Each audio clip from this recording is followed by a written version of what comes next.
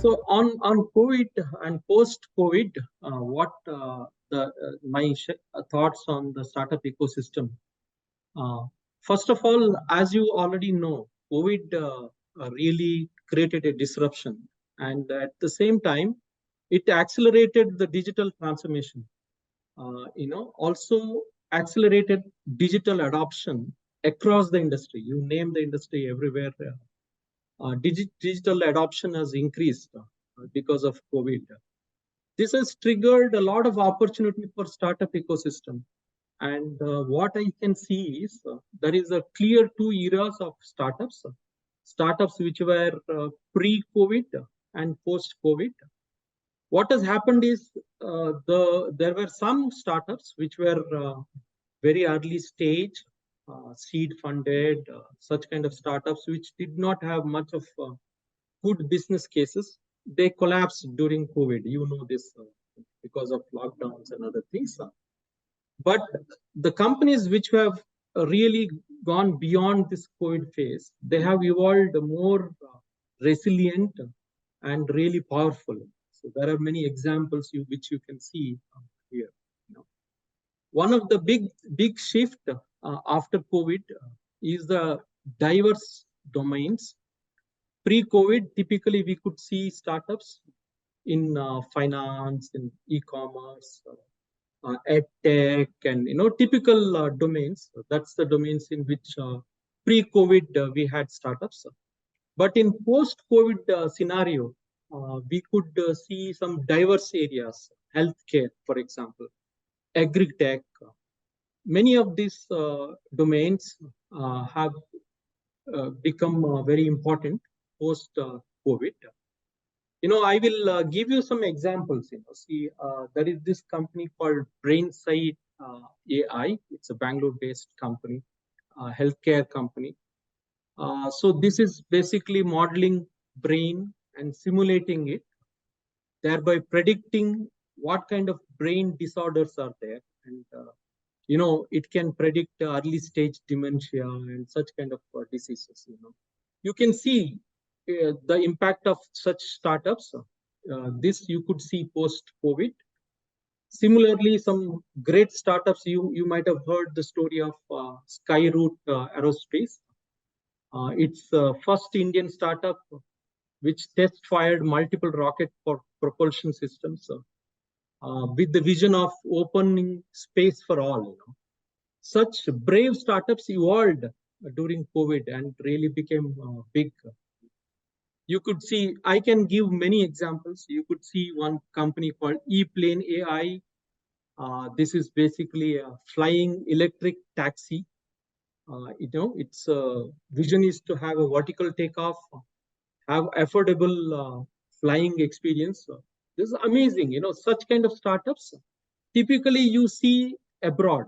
You see in US, you see in Europe. But you could see that in India. These are all the startups which are diverse. That's what happened in very specialized areas. This is really showing up. This one point is diverse domain. Second very important point which I want to highlight here is earlier startup means only software startups. When you think of startups, you see big cities like Bangalore, like Mumbai, or Gurgaon, such big cities. That's where we could see the startups. Post-COVID, you could see startups in many towns or smaller cities. Which is a very good news for India actually. So this kind of spreading of startup across Indian geography is a fantastic news for all of us. Let me give an example here. There is this company called Lucid Implants. So this is again a very high-tech startup, which is creating patient-specific implants, basically facial implants. This has come from Nagpur.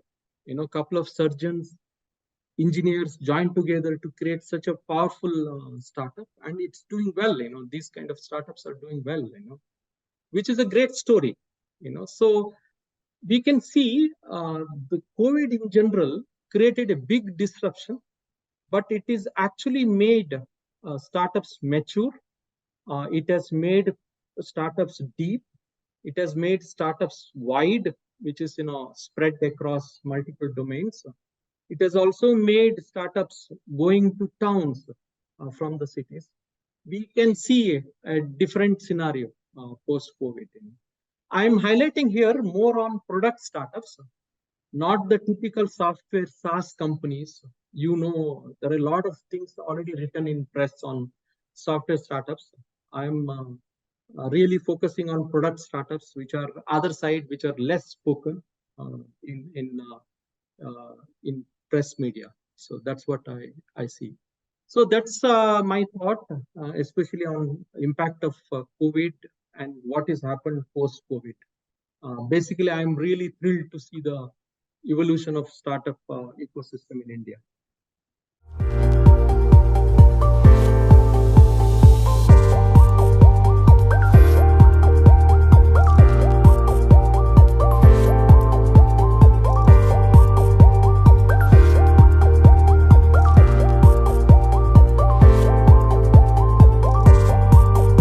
Challenges of startups are no different with India or any other geography. Certain criteria, certain issues are more deeper in India. Basically, startup by definition, they go through constrained environment. What I mean by constrained environment is limited resources or funds, limited human capital, short period of time to go to market, access to customer, access to market is very difficult. Startups typically go through constrained environment. This is true everywhere in the world. It's not just in India. But India, it is particularly more constrained because that our investments are less. Even though we have plenty of human capital, we need to get the right people on time.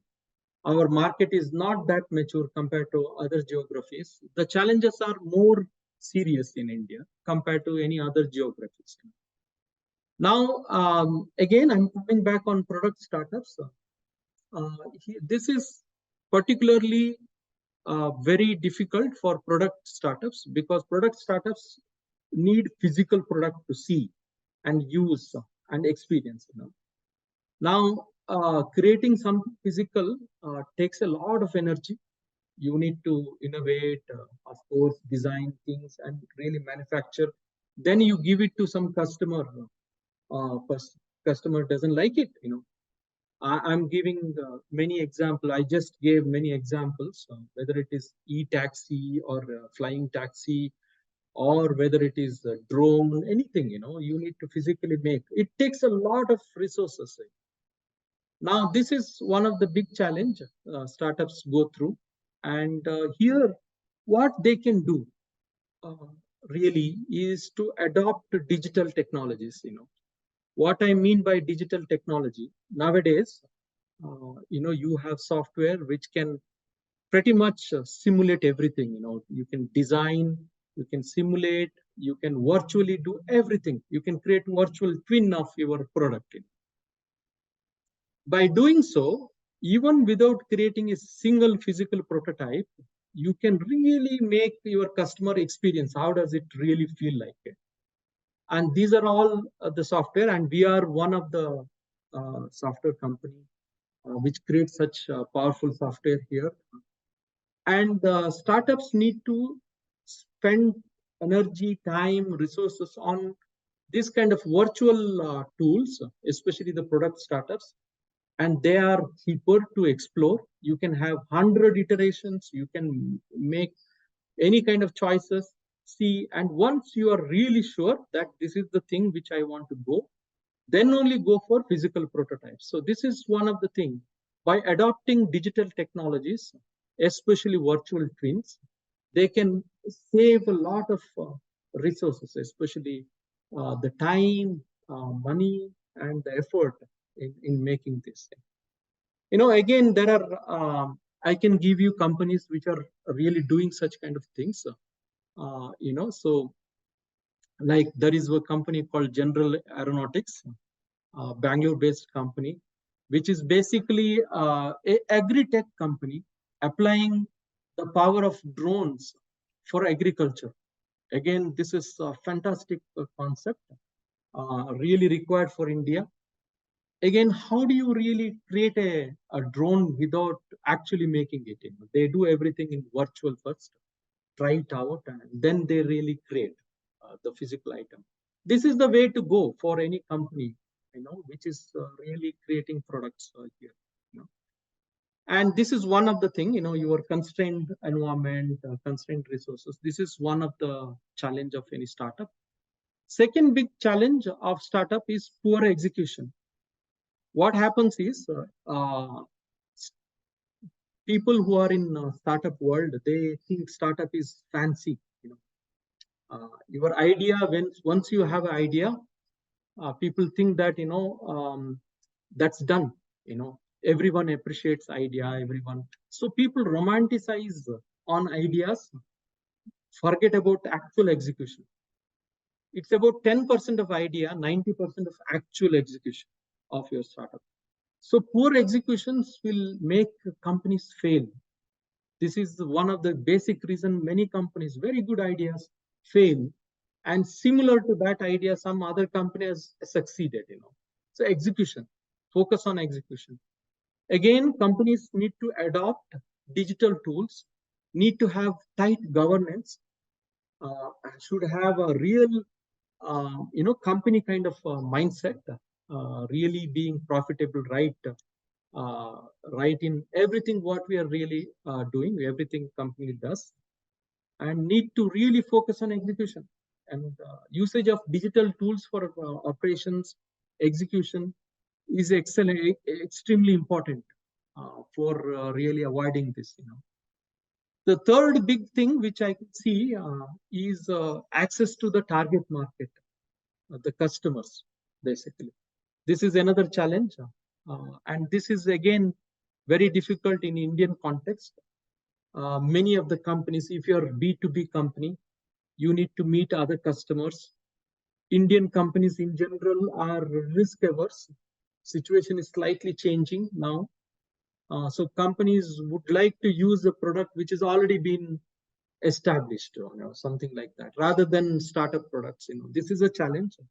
Again, here, convincing customers, having the right customer, to run through your proof of concept. This is very important.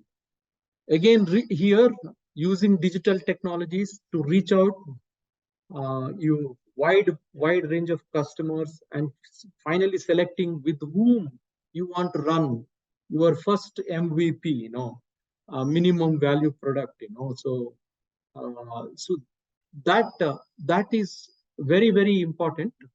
So this whole aspect is a third big challenge. Again, digital tools are very important here, and they are the way to go.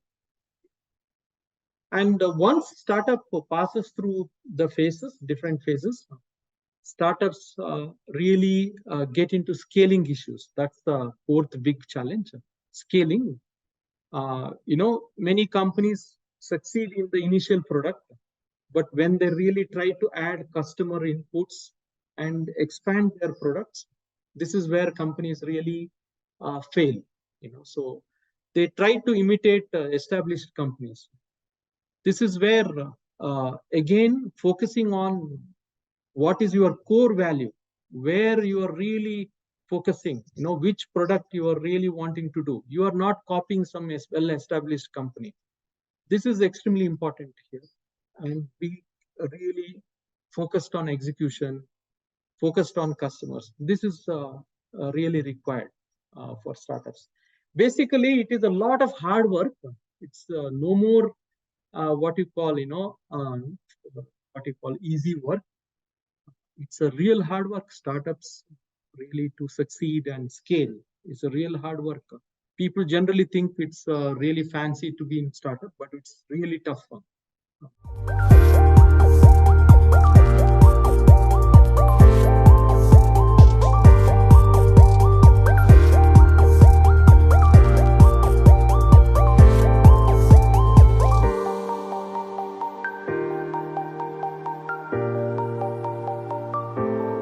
here, first and foremost, be clear on what is your product.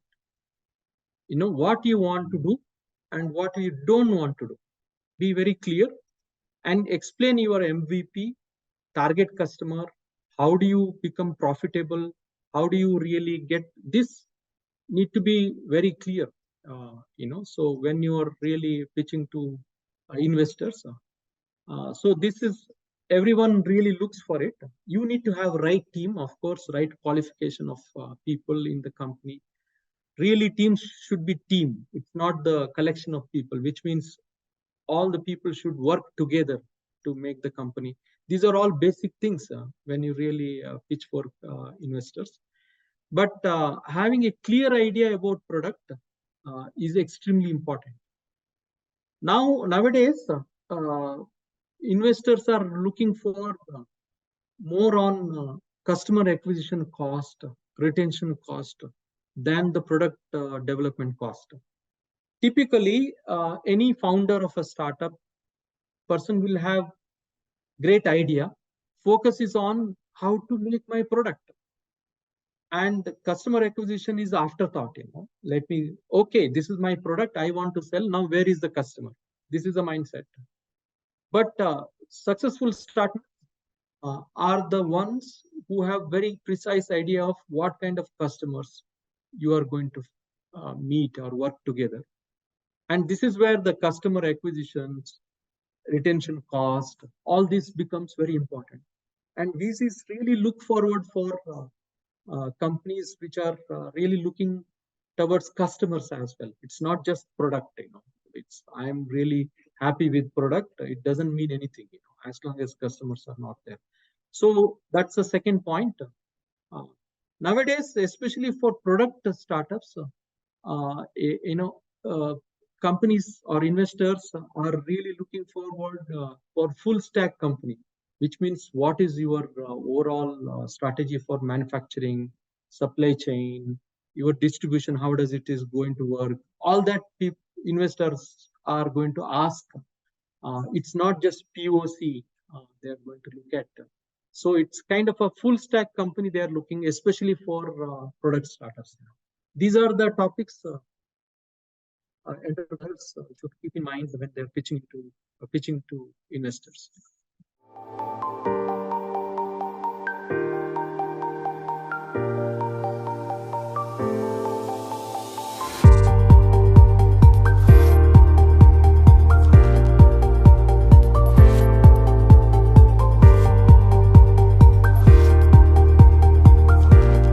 Okay, so first of all, we are in a very good time. Both the central government and many state governments are encouraging startups. As you know, everywhere you can see the buzz of startups. It's not just buzz. States and central government have come up with specific policies on startups. The famous Startup India from the government of India.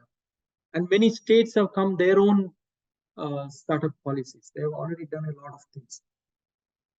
There are about 30 schemes overall government is already running, different governments running to support startups. So some of them are funding the startups, some of them are giving center of excellences, many other things they are supporting here.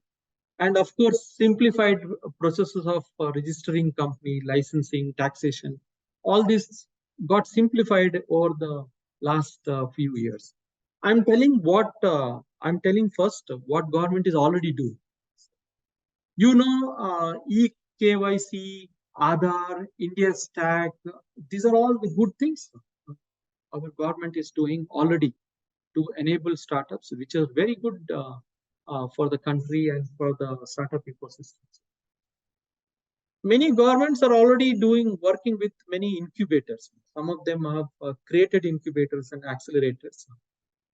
You may know already that Government of India has set up Atal Incubation Mission with the sole purpose of fostering the startups in the country. Atal Innovation Mission. This already has 10,000 Atal Tinkering Labs in the school level, 100 plus incubation centers across India. This is one of the biggest support which is running in the country. Similarly, we have Meeties Startup Hub, Krishi Vigyan Kendra supporting agri startups, Niti Aayog supporting women's entrepreneurs program. A lot of good stuff which is already happening in the country. Even as a company, as part of our CSR, we are working with the Atal Innovation Mission to support the school startups, just to encourage school kids to start thinking about startups and excite them in the innovations. This is a big program which Government of India is doing. Similarly, many of state government is doing a lot of good things across the country. I don't want to name one of the state government here. So apart from this, there is other ecosystem also, academic institutions. Academic institutions, you can see almost every well-funded universities in India now have incubation centers, and they support startups. These are all the very good things which is already there. Then there are private players like T-Hub, a famous T-Hub of Hyderabad. We recently had a relationship with them. It's India's largest manufacturing prototype center, where startups can really prototype their products. Such kind of private players also playing a big thing here. So these are all the good things which government is already doing well. And what government can encourage more? There are certain things government can do further. So the startups game is becoming serious. The kind of startups which are coming up are the startups which are deep tech, which requires real research. This is where some of the state governments and central governments, the central government is trying to create a center of excellences where startups can come and spend time in doing research and coming up with the true product as an outcome. I think governments needs to spend more and really enable the ecosystem, by the way of setting up center of excellences more and more here, working closely with private players, government agencies, industries. By doing so, we will really have a bigger startup ecosystem. We'll have a true research happening, and the startups becoming really useful startups and with the true IP, intellectual property within them. This is what government can do. I would say that government is already doing, many governments are already doing. We ourselves are working with some of the state governments in setting up center of excellences. This will reduce the expenses for startups to really play with the product, to come up with the new products. So this is what government can really do as the ecosystem.